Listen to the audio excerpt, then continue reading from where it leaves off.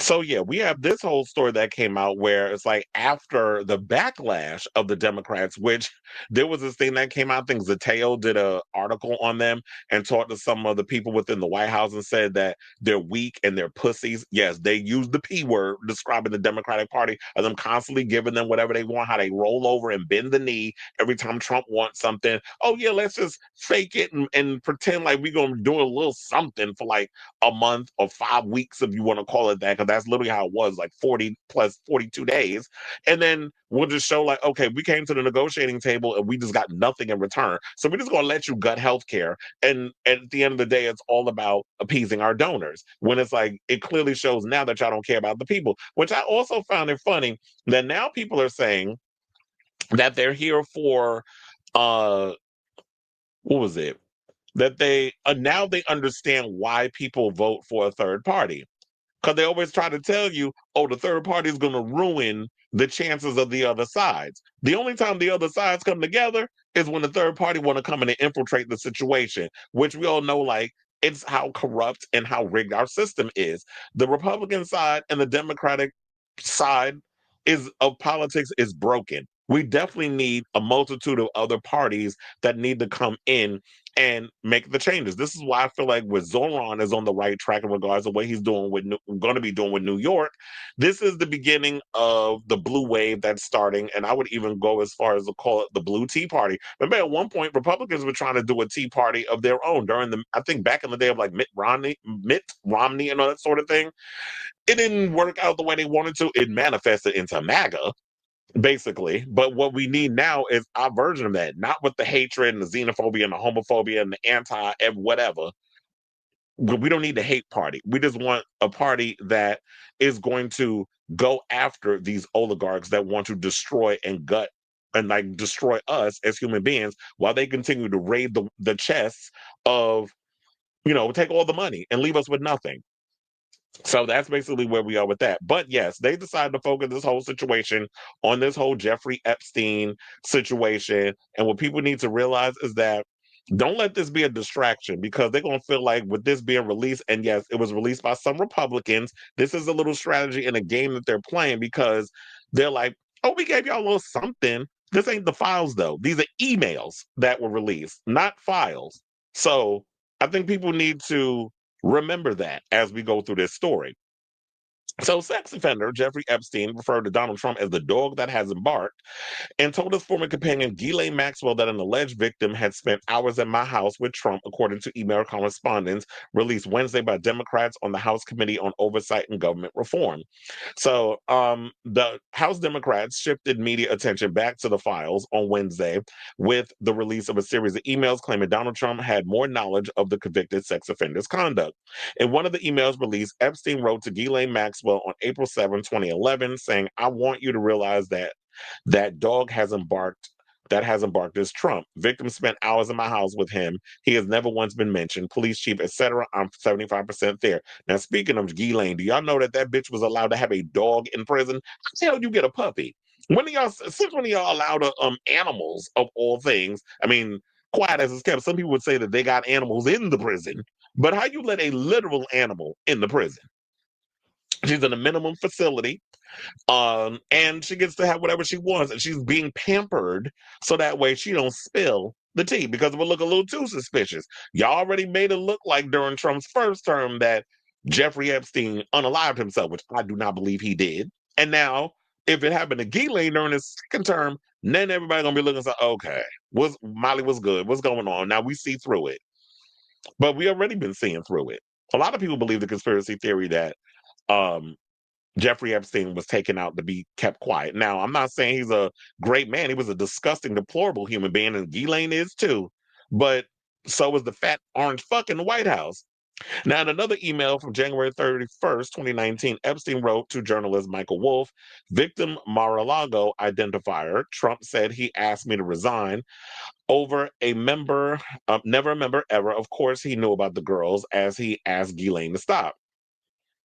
CNN and NBC gave extensive coverage of the email release this morning. Fox News, not so much. Well, of course. And there was somebody that was on the show. I can't remember her name, but she called out damn, what's that Republican guy name? that always sit up there eating the shit out of of his ass, the fat old man.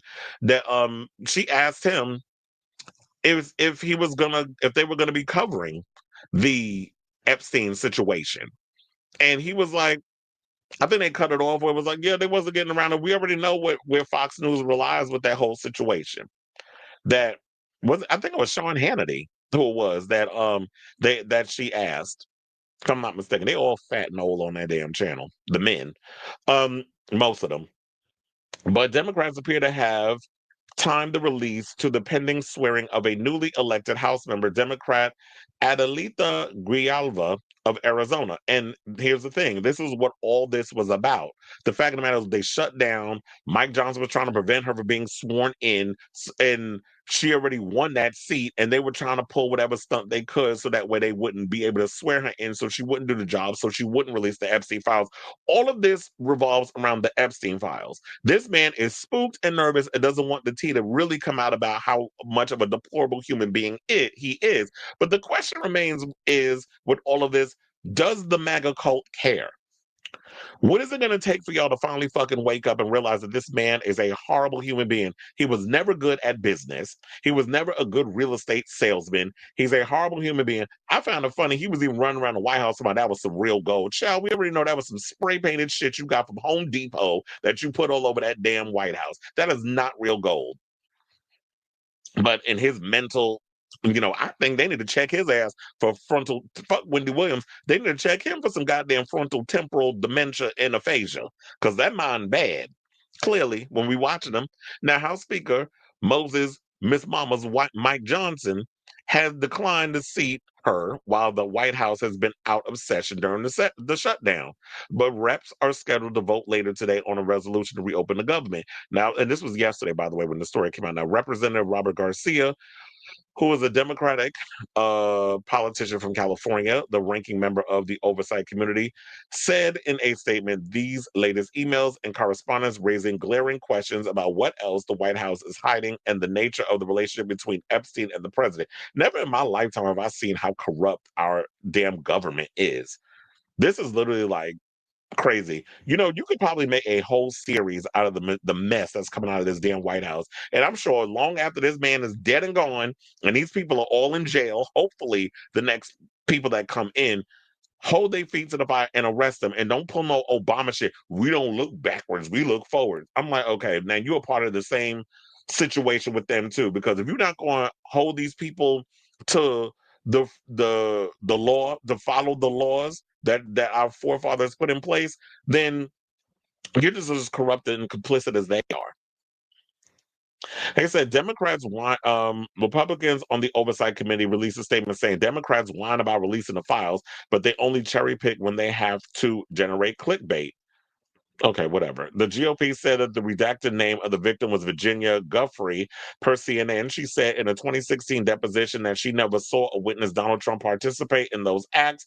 But was he in the house with Jeffrey Epstein? I heard he has been, but I haven't seen him myself, so I don't know. Well, clearly, they must have gotten her ass. Now, White House press secretary Caroline Levitt, who I think her days is numbered, said in a statement, the Democrats selectively leaked emails to the liberal media.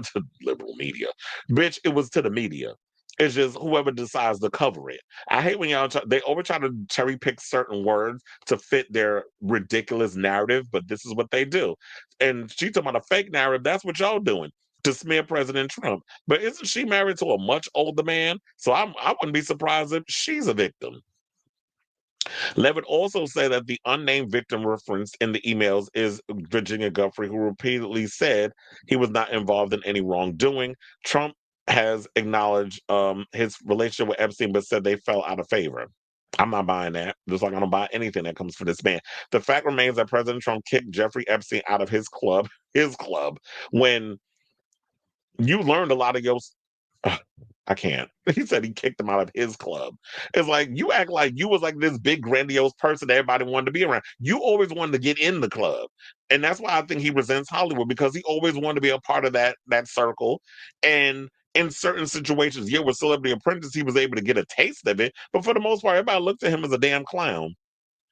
So now some of the posts that I have, it's hard to kind of read what the emails say because it's so blurry. But they said the first email is direct correspondence between Jeffrey Epstein and Ghislaine Maxwell. Excuse me. It says the information contained in. Oh wait, hold on, because now Siri is all of a sudden answering when I didn't even say her name. The information contained in this communication is confidential, may be attorney client privilege, may constitute inside information, and is intended only for the use of the addressee. It is the property of Jeffrey Epstein. Unauthorized use, disclosure, or copying of this communication may, or any part thereof, is strictly prohibited, blah, blah, blah, so on and so forth. So um, they went on to say, but wait, why is it? I was gonna say, why is it blurred? Oh, it says, I want you to realize that that dog that hasn't barked is Trump. Victim spent hours at my house with him. He has never once been mentioned. Police chief, etc. I'm 75% there. Victim Mar-a-Lago. There's a black mark on the email. Trump said he asked me to resign. Never a member ever. Of course, he knew about the girls as he asked Ghislaine to stop. Then it was, I think you should let him hang himself. This is what Michael Wolff, it says from Michael Wolff, and this is 12/16/2015 at 4:26 p.m. to Jeffrey Epstein. And it says subject heads up, importance high. I think you should let him hang himself. If he says he hasn't been on the plane or to the house, then that gives you a valuable PR and political currency. You can hang him in a way that potentially generates a positive benefit for you. Or if it really looks like he could win, you could save him generating a debt. Of course, it is possible that when assholes say Jeffrey is a great guy and hasn't gotten a raw deal and is a victim of political correctness, which is to be outlawed in a Trump regime. If we were able to craft an answer for him, what do you think it should be? And this was on Tuesday, December 15th at 2015. And then they said, I hear CNN planning to ask Trump tonight about his relationship with you, either on air or in scrum afterwards. So this is them giving heads up to what the media is going to be asking and stuff. Um, over his pending appearance on CNN. Now, Wolf replied, I think you should let, oh, yeah, I did read that part. You should let him hang himself. The White House, basically, they released a lengthy list of articles calling the question of Wolf's accuracy and credibility. But it always seemed like that Michael Wolff has always been keeping his foot on his neck in regard to this whole Epstein situation. But to wrap all this up, I did come across this other clip from Sawyer Hackett. Shout out to him. I'm going to reference him a lot on this show. He basically broke down exactly where the Epstein scandal stands and where it goes from here. So I want to play all that clip. Hold on as I bring it up. And we will come back and talk. Please do. This is the biggest political scandal in modern presidential history. Full stop. Right now, there's a flood of headlines about Jeffrey Epstein. So give me 2 minutes to break down exactly what we have, what we don't have, and where we go from here, because a lot of creators are getting this wrong. Yesterday, we received a bombshell batch of new emails where Epstein wrote that Trump, quote, knew about the girls, and that he spent hours with one of Epstein's victims at Epstein's house. But it's important to know that these are not the Epstein files. These specific emails were released by House Democrats, but they're part of a tranche of 20,000 plus pages of documents that were released from Epstein's estate. They were actually subpoenaed by House Republicans. And you're probably asking, why would Republicans release documents that could be damaging to Trump? It's because it's part of a strategy by Mike Johnson and House Republicans to avoid releasing the actual files from the Department of Justice. They believe, because they're not very smart, that by releasing the estate documents, they can say, see, we've already released it all, and argue that releasing the DOJ files would expose the victims. Total bullshit. This strategy was always going to fail, but it's gone even worse than they expected, because with what we already have, it's clear that 1, Trump and Epstein were closer friends than we knew. 2, Trump knew about Epstein's crimes, despite his denials. And 3, and probably most importantly, that Epstein believed that this was leverage that he had on Trump. So how do we get our hands on the actual Epstein files? Well, on the same day that these emails dropped, Adelita Grijalva was sworn in, providing the final signature needed to force a vote on releasing the files. And that's a done deal. There will be a vote in the House. and it's expected to pass by a landslide. But don't pop the champagne yet, because after the House passes it, it goes to the Senate, which may not even schedule a vote on it. And even if it passes there, it lands on Trump's desk, where he could veto it. But here's the thing. If the Senate tries to bury this for Trump, it will blow up in their faces. It could even lead to Republicans losing their Senate majority. And if Trump is forced to veto, it's basically an admission of guilt. It may not lead to him resigning or being sent to prison, but it will break the glass around him. It will cement him as a scandal-ridden lame duck. And the institutions caving to him will have to think twice. So here's what you can do. After this passes the House, we need to flood the Senate phones with calls. Every Republican senator should be overwhelmed by calls to release these files. And they need to fear for their political lives. The number for Congress's switchboard is on the screen. Then you can share this video to spread the word, and follow me to stay in the loop. Okay, so there you have it. And that's why I feel like at the end of the day, we can't depend on, even if they, we have these politicians that want to follow the law and go by the book and do the right thing. They're always going to find a way to the other side, the Trump side, all the people that he has in his pocket, they're going to find a way to curtail around it. And that's where we have to come in, and we got to hold their feet to the fire, release them files, call our senators, keep y'all foot on their name. Like, if you're not going to release these files, whatever the case is, then we're not going to vote for y'all to continue to have y'all jobs, or when you're up for your next, if you're trying to run for re-election, then we're not going to vote you in. We're going to go and pick somebody else, because clearly you can't follow rules and you can't do your damn job that we voted to put you in place to do. So that's what we're gonna have to do. We're gonna have to be the ones to hold our foot and put it on their damn necks and make sure that shit gets done. So hopefully this works out. And yes, I do agree with that. It's like, okay, now if he goes and veto, it literally shows that I don't care how you try to finagle your way out of the situation. It's going to show that you are guilty, that you literally was out here doing things. Wasn't there a whole story that came out that he was around some underage girls and they were laughing and pointing at him because he had a little stain on his pants from getting excited, and how there was one situation where he was staring at a bunch of girls and bumped into a glass door. Like, this guy's a fucking loser. He acts like he's never been around pussy before. This is literally what this comes around, and I don't just get the type of people that worship this foolishness. But here we are. That's why I said I'm gonna keep y'all abreast of this story as it comes and as it develops. But in the meantime, I was like, oh, child, I'm so glad I've gotten through all this political stuff.